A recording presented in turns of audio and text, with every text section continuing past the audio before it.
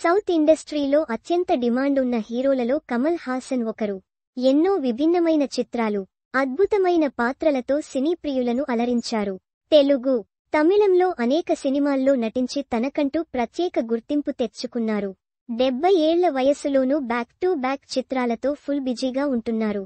ఇప్పుడు tug life సినిమాతో మరోసారి థియేటర్లలో సందడి చేస్తున్నారు. అయితే కమల్ జీవితంలో ప్రేమకు ఎప్పుడూ అంతం లేదు. ఈయన తన కెరీర్ బిగినింగ్లో ఒక హీరోయిన్ను అత్యంత పిచ్చిగా ప్రేమించాడు తెలుసా? ప్రేమించాడు కానీ తన ప్రియురాలిని పెళ్లి చేసుకోలేకపోయాడు.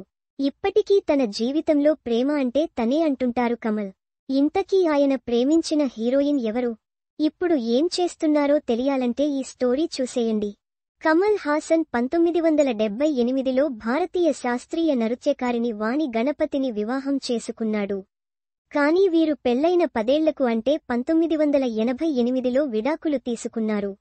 ఆ తర్వాత నటి సారిక ఠాకూర్ను 1988లో పెళ్లి చేసుకున్నారు.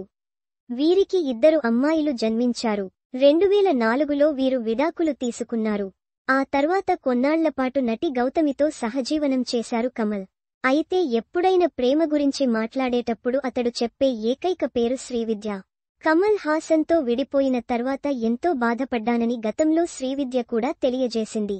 కమల్ హాసన్తో తనకున్న సంబంధం తనను మానసికంగా ఎలా ప్రభావితం చేసిందో శ్రీవిద్య వెల్లడించింది. కమల్, శ్రీవిద్య వీరిద్దరు కలిసి అనేక చిత్రాల్లో నటించారు. అదే సమయంలో ఏర్పడిన పరిచయం ప్రేమగా మారింది.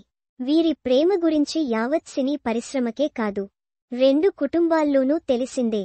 ఇద్దరికీ పెళ్లి చేయాలనుకున్నారు. కానీ అప్పట్లో శ్రీవిద్య తల్లి వీరి పెళ్లికి 5 ఏళ్లు ఆగాలని చెప్పడంతో కమల్ అందుకు అంగీకరించలేదట.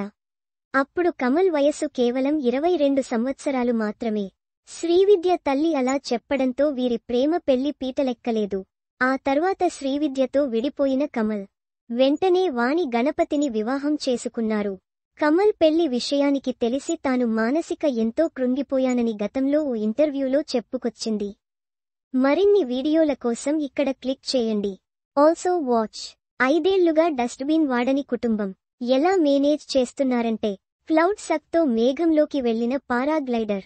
భయానక అనుభవం ఎలా ఉందంటే, పులితో సెల్ఫీకి ట్రై చేశాడు. ఇంతలోనే షాక్. ఇంట్లో పక్షి గూడు కడితే శుభమా అశుభమా? చుట్టుముట్టిన అడవి పందులు. దిమ్మదిరిగే షాకిచ్చిన చిరుత.